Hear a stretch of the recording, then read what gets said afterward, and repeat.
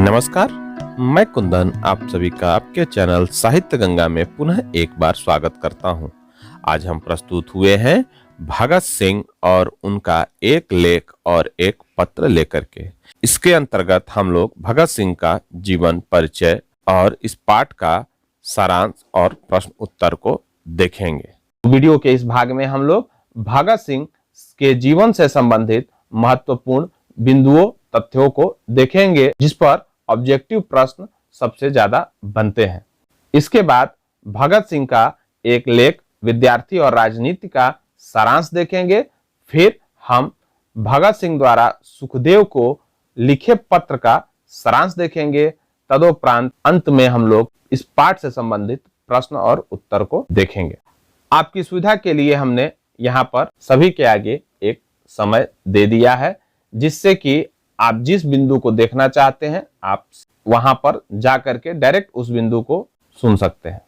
साहित्य गंगा पर बिहार बोर्ड से संबंधित बहुत सारे वीडियो आपको प्लेलिस्ट में मिल जाएंगे। उसका लिंक भी वीडियो में नीचे दिया गया है, आप उसे देख सकते हैं। यदि आपकी रुचि हिंदी विषय में है तो साहित्य गंगा पर आपको नीचे के क्लास से लेकर के एमए तक के वीडियो बहुत सारे उपलब्ध हैं, आप उन्हें भी जाकर के प्लेलिस्ट में देख सकते हैं। और यदि आप हमारे चैनल पर पहली बार आए हैं तो आपसे आग्रह होगा कि इस चैनल को सब्सक्राइब करना न भूलें। आइए अब वीडियो की शुरुआत करते हैं और भगत सिंह के जीवन से संबंधित महत्वपूर्ण बिंदुओं को देखते हैं जो कि भगत सिंह के जीवन और परीक्षा की दृष्टि दोनों से ही महत्वपूर्ण है। तो भगत सिंह का जन्म 28 सितंबर 1907 को हुआ था और जो देश के लिए अपनी जान देते हैं उन्हें शहीद कहा जाता है, इसलिए हम यहाँ पर शहादत कहेंगे। और इनकी शहादत 23 मार्च 1931 को शाम 7:33 पर लाहौर षड्यंत्र केस में फांसी हुई थी। भगत सिंह के माता का नाम विद्यावती एवं पिता का नाम सरदार किशन सिंह था। अब भगत सिंह की अगर शिक्षा की बात किया जाए तो भगत सिंह नेशनल कॉलेज लाहौर से एफए किया और फिर बीए के दौरान पढ़ाई छोड़ दी, क्रांतिकारी दल में शामिल हो गए।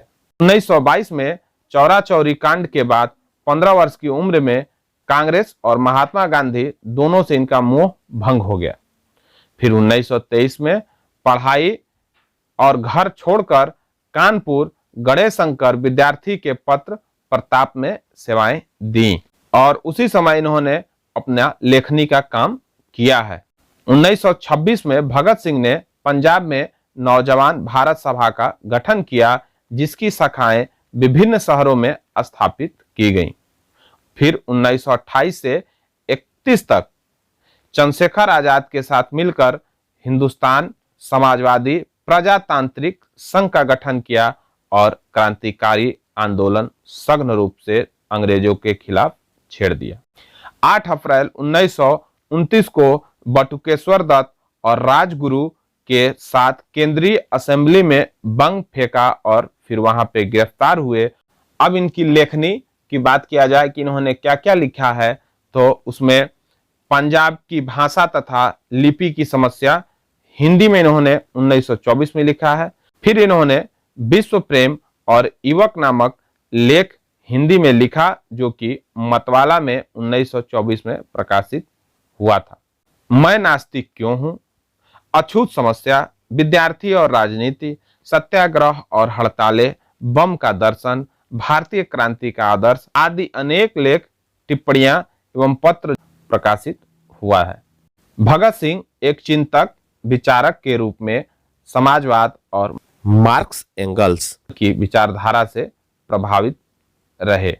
अब आइए हम लोग वीडियो के अगले भाग एक लेख विद्यार्थी और राजनीति का सारांश देखें। लेख के शुरुआत में ही भगत सिंह पंजाब सरकार के प्रति अपनी नाराजगी जता रहे हैं क्योंकि पंजाब सरकार ने विद्यार्थियों से कॉलेज में दाखिल होने से पहले इस आशय की शर्त पर हस्ताक्षर करवाए जाते थे कि वे पॉलिटिकल कामों में हिस्सा नहीं लेंगे और इसी के प्रति वह अपनी नाराजगी जताते हुए कहते हैं कि इस बात का बड़ा भारी शोर सुना जा रहा है कि पढ़ने वाले नौजवान विद्यार्थी राजनीतिक या पॉलिटिक्स कामों में हिस्सा न ले। हमारा दुर्भाग्य कि लोगों की ओर से चुना हुआ मनोहर, जो अब शिक्षा मंत्री है, स्कूलों कॉलेजों के नाम एक सर्कुलर या परिपत्र भेजता है, कोई पढ़ने या पढ़ाने वाला पॉलिटिक्स में हिस्सा न ले।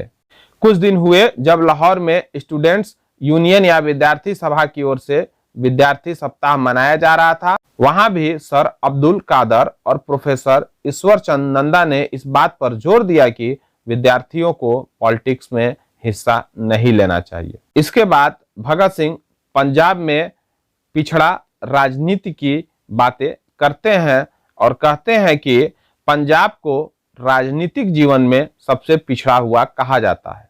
इसका क्या कारण है? क्या पंजाब ने बलिदान कम दिए हैं? इसका कारण स्पष्ट है कि हमारे शिक्षा विभाग के अधिकारी लोग बिल्कुल ही बुद्धू हैं। आज पंजाब काउंसिल की कार्रवाई पढ़कर इस बात का अच्छी तरह पता चलता है कि इसका कारण यह है कि हमारी शिक्षा निकम्मी होती है और फिजूल होती है और विद्यार्थी युवा जगत अपने देश की बातों में कोई हिस्सा नहीं लेता। जिन नौजवानों को कल देश की बागडोर हाथ में लेनी है, उन्हें आज ही अकल के अंधे बनाने की कोशिश की जा रही है। भगत सिंह आगे कहते हैं इसमें कि यह हम मानते हैं कि विद्यार्थियों का मुख्य काम पढ़ाई करना है, उन्हें अपना पूरा ध्यान उस ओर लगा देना चाहिए, लेकिन क्या देश की परिस्थितियों का ज्ञान और उनके सुधार के उपाय सोचने की योग्यता पैदा करना उस शिक्षा में शामिल नहीं? यदि नहीं, तो हम उस शिक्षा को निकम्मी समझते हैं जो सिर्फ क्लर्की करने के लिए ही हासिल की जाए। ऐसी शिक्षा की जरूरत ही क्या है? फिर भगत सिंह एक प्रोफेसर की योग्यता पर प्रश्न खड़ा करते हुए कहते हैं कि एक दिन एक विद्यार्थी एक पुस्तक appeal to the young prince Kropotkin पढ़ रहा था। एक प्रोफेसर साहब कहने लगे, यह कौन सी पुस्तक है और यह तो किसी बंगाली का नाम जान पड़ता है। लड़का बोल पड़ा, प्रिंस क्रोपोटिकन का नाम बड़ा प्रसिद्ध है, वे अर्थशास्त्र के विद्वान थे। इस नाम से परिचित होना प्रत्येक प्रोफेसर के लिए बड़ा जरूरी था। प्रोफेसर की योग्यता पर लड़का भी हंस पड़ा और उसने फिर कहा, ये रूसी सज्जन थे। बस रूसी कहर टूट पड़ा। प्रोफेसर ने कहा, तुम बोल्शेविक हो क्योंकि तुम पॉलिटिकल पुस्तकें पढ़ते हो। भगत सिंह फिर कहते हैं, देखिए आप प्रोफेसर की योग्यता, अब उन बेचारे विद्यार्थियों को उनसे क्या सीखना है? ऐसी स्थिति में वे नौजवान क्या सीख सकते हैं? फिर भगत सिंह व्यवहारिक राजनीति और खुशामद की चर्चा करते हैं। व्यवहारिक राजनीति के अंतर्गत भगत सिंह कहते हैं कि महात्मा गांधी, जवाहरलाल नेहरू और सुभाष चंद्र बोस का स्वागत करना और भाषण सुनना तो व्यवहारिक राजनीति है, पर कमीशन या वायसराय का स्वागत करना क्या हुआ? और इसको भगत सिंह खुशामद मानते हैं। फिर कहते हैं कि क्या विद्यार्थियों को जन्मते ही खुशामद का पाठ पढ़ाया जाना चाहिए? हम जो समझते हैं कि जब तक हिंदुस्तान में विदेशी डाकू नहीं, पशु हैं, पेट के गुलाम हैं, तो हम किस तरह कहें कि विद्यार्थी वफादारी का पाठ पढ़ें?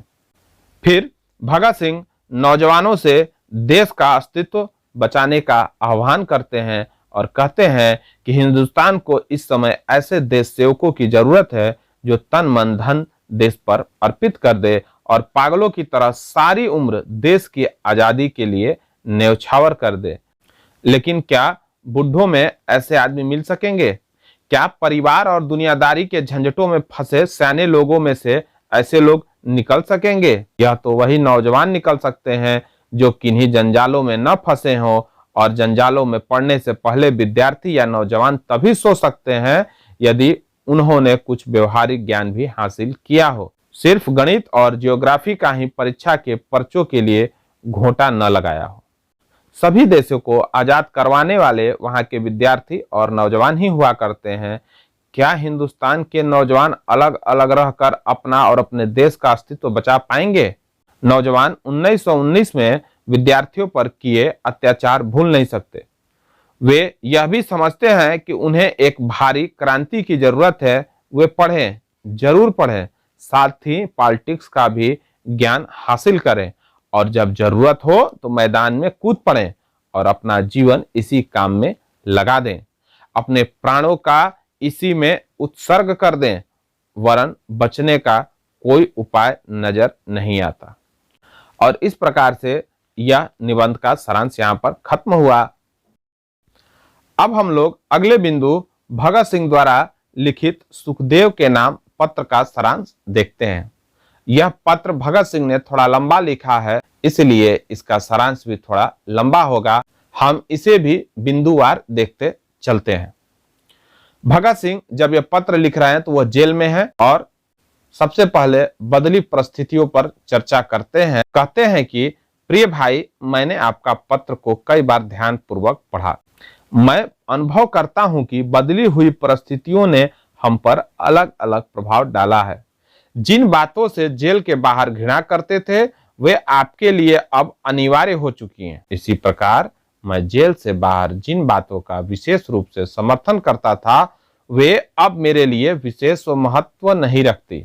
इसके बाद भगत सिंह जी आत्महत्या पर अपना विचार लिखते हैं और कहते हैं कि आपको याद होगा कि एक दिन मैंने आत्महत्या के विषय में आपसे चर्चा की थी।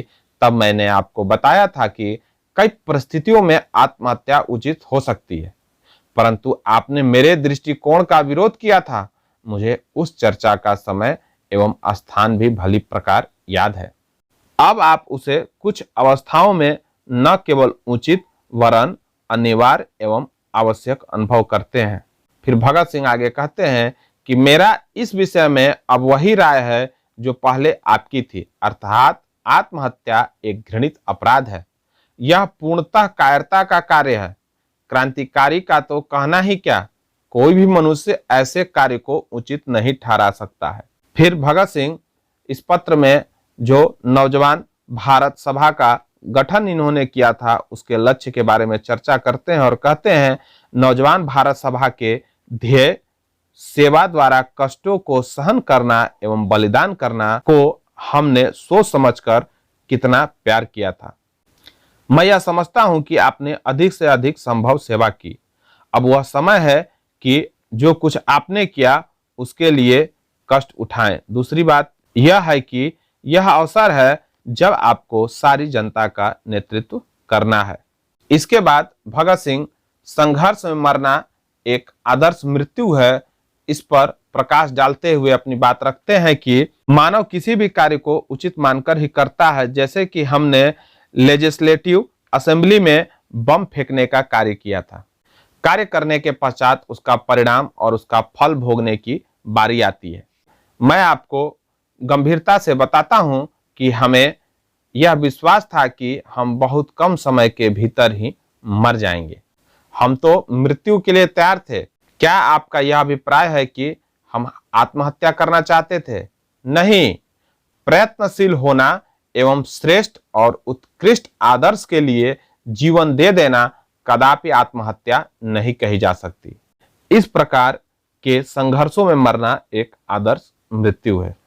फिर भगत सिंह जी आगे कहते हैं कि यह मृत्यु भी सुंदर होगी, परंतु आत्महत्या करना केवल कुछ दुखों से बचने के लिए अपने जीवन को समाप्त कर देना तो कायरता है।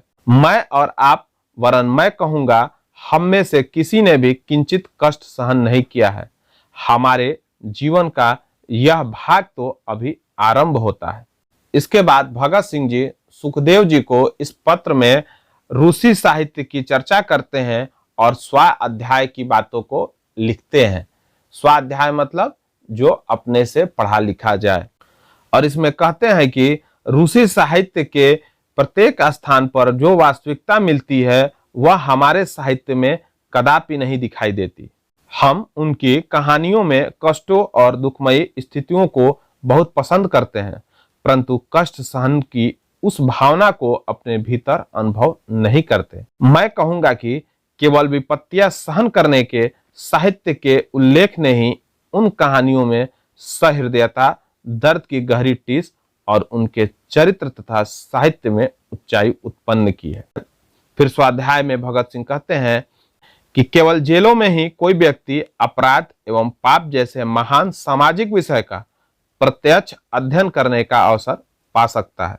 मैंने इस विषय का कुछ साहित्य पढ़ा है और जेलें ही ऐसे विषय का स्वाध्याय करने के लिए सबसे अधिक उपयुक्त स्थान है।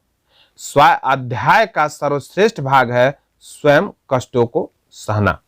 इसके बाद भगत सिंह इस पत्र में बंदी गृह के बाहर और अंदर की चर्चा करते हैं और कहते हैं कि बंदी गृह का जीवन वास्तव में अपमानपूर्ण है। संभवतः आप यह कहेंगे कि यह संघर्ष सफल नहीं हो सकता, परंतु यह तो वही तर्क है जिनकी आड़ लेकर साधारणतया निर्बल लोग प्रत्येक आंदोलन से बचना चाहते हैं।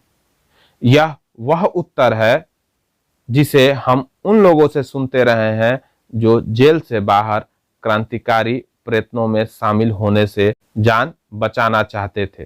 फिर कहते हैं कि हम भी वातावरण को बदलने में बड़ी सीमा तक सहायक सिद्ध हुए हैं, तथापि हम तो केवल अपने समय की आवश्यकता की उपज है। फिर इसके बाद भगत सिंह जी सुखदेव से इस पत्र में मार्क्सवाद के प्रति अपनी विचारधारा को लिखते हैं और कहते हैं कि यूरोप की औद्योगिक क्रांति ने ही एक विशेष प्रकार के विचारों वाले व्यक्ति उत्पन्न किए थे, उनमें मार्क्स भी एक था। मैंने और आपने भी इस देश में समाजवाद और साम्यवाद के विचारों को जन्म नहीं दिया, वरन यह तो हमारे ऊपर हमारे समय एवं परिस्थिति के प्रभाव का परिणाम है। फिर भगत सिंह जी कहते हैं, यदि बाकुनिन ने आपके समान सोच विचार किया होता तो वह प्रारंभ में ही आत्महत्या कर लेता। आज आपको ऐसे असंख्य क्रांतिकारी दिखाई देते हैं जो रूसी राज्य में उत्तरदायी पदों पर विराजमान हैं और जिन्होंने अपने जीवन का अधिकतर भाग दंड भोगते हुए जेलों में बिताया है। मनुष्य को अपने विश्वासों पर दृढ़तापूर्वक अडिग रहने का प्रयत्न करना चाहिए। इसके बाद भगत सिंह ईश्वर में विश्वास नहीं रखते थे, यानी भगत सिंह नास्तिक थे, और भगत सिंह सुखदेव से अपनी नास्तिक और मानवतावादी विचारधारा की बात करते हैं और कहते हैं कि और एक विशेष बात जिस पर मैं आपका ध्यान आकर्षित करना चाहता हूं, यह है कि हम लोग ईश्वर, पुनर्जन्म, नरक, स्वर्ग, दंड एवं पारितोषिक अर्थात भगवान द्वारा किए जाने वाले जीवन के हिसाब आदि में कोई विश्वास नहीं रखते। अतः हमें जीवन एवं मृत्यु के विषय में भी नितांत भौतिकवादी रीति से सोचना चाहिए। मेरे जैसे विश्वास और विचारों वाला व्यक्ति व्यर्थ में मरना कदापि सहन नहीं कर सकता। हम तो अपने जीवन का अधिक से अधिक मूल्य प्राप्त करना चाहते हैं। हम मानवता की अधिक से अधिक संभव सेवा करना चाहते हैं। विशेषकर मेरे जैसा भला मनुष्य जिसका जीवन किसी भी रूप में दुखी या चिंतित नहीं है, किसी समय भी आत्महत्या करना तो दूर रहा, उसका विचार भी हृदय में लाना ठीक नहीं समझता।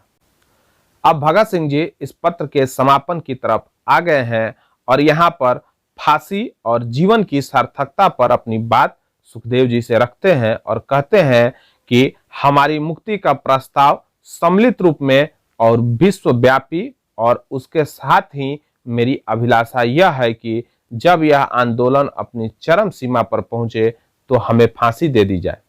मेरी यह इच्छा है कि यदि कोई सम्मानपूर्ण और उचित समझौता होना कभी संभव हो जाए तो हमारे जैसे व्यक्तियों का मामला उसके मार्ग में कोई रुकावट या कठिनाई उत्पन्न करने का कारण न बने। जब देश के भाग्य का निर्माण हो रहा हो तो व्यक्तियों के भाग्य को पूर्णतया भुला देना चाहिए। परिवर्तन क्रांति के बिना संभव ही नहीं है। क्रांति तो केवल सतत कार्य करते रहने से, प्रयत्नों से, कष्ट सहन करने एवं बलिदानों से ही उत्पन्न की जा सकती है और की जाएगी। मैं तो केवल उसी दशा में सबके लिए सुविधाओं और क्षमादान का स्वागत कर सकता हूं जब उसका प्रभाव अस्थायी हो और देश के लोगों के हृदयों में हमारी फांसियों के कुछ अमिट चिन्ह अंकित हो जाए। बस यही, इससे अधिक कुछ नहीं। और यहां पर यह खत्म हो जाता है। अब आइए हम लोग वीडियो के अंतिम भाग, इस पाठ के प्रश्न उत्तर की तरफ चला जाए। तो सबसे पहला प्रश्न आता है, विद्यार्थियों को राजनीति में भाग क्यों लेना चाहिए? तो इसके उत्तर में यही कहेंगे कि भगत सिंह का मानना है कि नौजवान ही एक ऐसा होता है जो परिवार और दुनियादारी के झंझटों में फंसा नहीं होता है, जिसके कारण वह भटकाव की तरफ नहीं जाएगा और अपनी पूरी ऊर्जा के साथ राजनीति में अपने मंजिल की तरफ जाएगा, अपने लक्ष्य की तरफ जाएगा। इसलिए विद्यार्थियों का राजनीति में भाग लेना जरूरी है। अगला प्रश्न है कि भगत सिंह की विद्यार्थियों से क्या अपेक्षाएं हैं। तो भगत सिंह यह विद्यार्थियों से अपेक्षा करते हैं कि वे अपने पढ़ाई के साथ ही साथ पॉलिटिक्स का भी ज्ञान हासिल करें और जब देश को जरूरत पड़े तब वह मैदान में कूद पड़े और अपना जीवन इसी काम में लगा दें। अगला प्रश्न है कि भगत सिंह के अनुसार केवल कष्ट सहकर भी देश की सेवा की जा सकती है, उनके जीवन के आधार पर इसे प्रमाणित करें। तो इसका उत्तर सुनिए। भगत सिंह का जीवन कष्टमय रहा है। शुरू से ही भगत सिंह संघर्ष करते रहे हैं, देश के लिए लड़ाई लड़ते रहे हैं और अंत में जेल में रह करके भी उन्होंने देश के लिए कष्ट ही सहा है, लेकिन वह एक बार भी यह नहीं कहते हैं कि मैंने कष्ट सहा है, बल्कि वह यह कहते हैं कि केवल कष्ट सहकर भी देश की सेवा की जा सकती है, क्योंकि उनको यह लगता है कि उनके कष्ट सहने से उनके देश के और लोगों में एक ऊर्जा का संचार होगा और उनकी तरह और भी लोग पैदा होंगे, जिससे कि यह लड़ाई आगे बढ़ेगी और निश्चित तौर पे उनकी विजय होगी। और इस प्रकार यह प्रमाणित होता है कि केवल कष्ट सहकर भी देश की सेवा की जा सकती है। अगला प्रश्न है कि भगत सिंह ने कैसी मृत्यु को सुंदर कहा है, वे आत्महत्या को कायरता कहते हैं। इस संबंध में उनके विचारों को स्पष्ट करें। भगत सिंह फांसी को उचित मानते थे आत्महत्या करने से। आत्महत्या को हमेशा कायरता माना है और वह कहते हैं कि मृत्यु भी सुंदर होगी, परंतु आत्महत्या करना केवल दुखों से बचने के लिए अपने जीवन को समाप्त कर देना तो कायरता है। आत्महत्या एक घृणित अपराध है, यह पूर्णतः कायरता का कार्य है। क्रांतिकारी का तो कहना ही क्या, कोई भी मनुष्य ऐसे कार्य को उचित नहीं ठहरा सकता। अगला प्रश्न है कि कथनों का अभिप्राय स्पष्ट करें। पहला कथन है, मैं आपको बताना चाहता हूं कि विपत्तियां व्यक्ति को पूर्ण बनाने वाली होती हैं। तो इस कथन का यह अभिप्राय है कि जब तक आदमी के ऊपर विपत्ति परेशानी पड़ती नहीं है, तब तक वह बहुत सारी चीजों को सीखता नहीं है, समझता नहीं है, जिसके कारण वह अधूरा होता है। और जब उसके ऊपर विपत्तियां पड़ती हैं, तब वह व्यक्ति अथवा इंसान उससे संघर्ष करता है और उससे सीखता है। इस प्रकार ये विपत्तियां व्यक्ति को पूर्ण बनाने वाली हो जाती हैं। अगला कथन है, हम तो केवल अपने समय की आवश्यकता की उपज हैं। इस कथन का अभिप्राय यह है कि भगत सिंह यह कहना चाहते हैं कि जो देश की हालात बनी हुई है, उस स्थिति में हमें जो करना चाहिए था हमने वही किया है। ठीक उसी प्रकार से जिस प्रकार से खेतों में जब मौसम अनुकूल होता है और बीज पड़े होते हैं तो वह अंकुरित हो जाते हैं, और हमारा जीवन भी उसी प्रकार से समय और इस हालात को देखते हुए हम तो केवल अपने समय की आवश्यकता की उपज है। अगला प्रश्न, मनुष्य को अपने विश्वासों पर दृढ़ता पूर्वक अडिग रहने का प्रयत्न करना चाहिए। इस कथन का यह अभिप्राय है कि निश्चय अर्थात दृढ़ता अर्थात प्रतिज्ञा ही इंसान के लिए रास्ता आगे का प्रशस्त करती है, रास्ता खोलती है।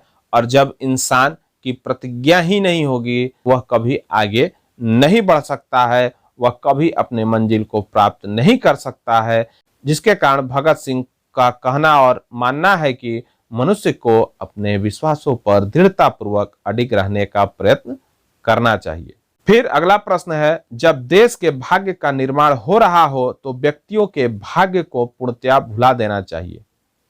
आज जब देश आजाद है, भगत सिंह के इस विचार को आप किस तरह मूल्यांकन करेंगे, अपना पक्ष प्रस्तुत करें। तो हमने यह बिंदु सारांश में भी स्पष्ट करने का प्रयास किया था, पुनः एक बार चर्चा करते हैं। इस कथन के माध्यम से भगत सिंह यह कहना चाहते हैं कि जब हमारा देश आजादी की तरफ बढ़ रहा है, आजाद होने के लिए आगे बढ़ रहा है, तो ऐसी परिस्थिति में किसी व्यक्ति विशेष के लिए देश के हित का समझौता करना देश के भाग्य और आगे भविष्य के लिए नुकसानदायक होगा, चाहे वह मैं हूं अथवा देश का कोई भी हो। ऐसी स्थिति में जब देश के भाग्य का निर्माण हो रहा हो तो व्यक्तियों के भाग्य को पूर्णतया भुला देना चाहिए। अगला प्रश्न है, भगत सिंह ने अपनी फांसी के लिए किस समय की इच्छा व्यक्त की है, वे ऐसा समय क्यों चुनते हैं? भगत सिंह ने फांसी के लिए उपयुक्त समय के संदर्भ में यह कहा है कि जब यह आंदोलन अपनी चरम सीमा पर पहुंचे तब हमें फांसी दी जाए।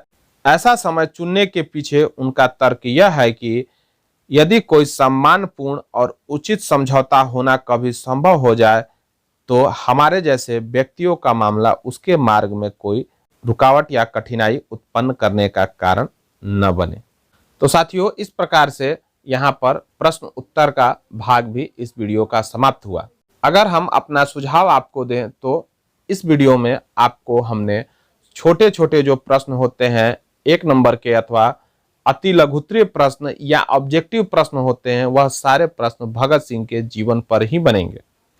इसके बाद जो बड़े प्रश्न बनते हैं अथवा लघु प्रश्न अथवा विस्तृत प्रश्न बनते हैं वह भगत सिंह के लेख और पत्र से बनते हैं। हमने आपको यहाँ पर दोनों लेख और पत्र का सारांश दे दिया है। यदि आपने उसको सुना है तो वह आपके लिए सबसे उपयुक्त चीज है विस्तृत प्रश्न उत्तर के लिए। इसके बाद भी अगर कुछ प्रश्न बच जाते हैं तो हमने आपको वीडियो के अंत में दे दिया, जिससे कि आपका यह पाठ परीक्षा के दृष्टि से कहीं से भी छूटा नहीं है।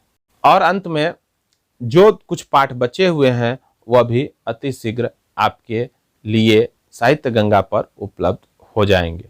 और हम पुनः आपसे एक बार आग्रह करेंगे कि यदि आपने चैनल को सब्सक्राइब नहीं किया है तो चैनल को सब्सक्राइब कर लें और अपने साथियों सहपाठियों के साथ इस वीडियो को शेयर करें और इसे लाइक करना भी न भूलें, क्योंकि आपका लाइक करना ही हमारा मनोबल बढ़ाता है, जिससे कि हम और वीडियो आपके सामने लेकर के आते हैं। इन्हीं बातों के साथ हम अपनी वाणी को विराम देते हैं। आप सभी का दिन शुभ हो। जय हिंदी, जय भारत।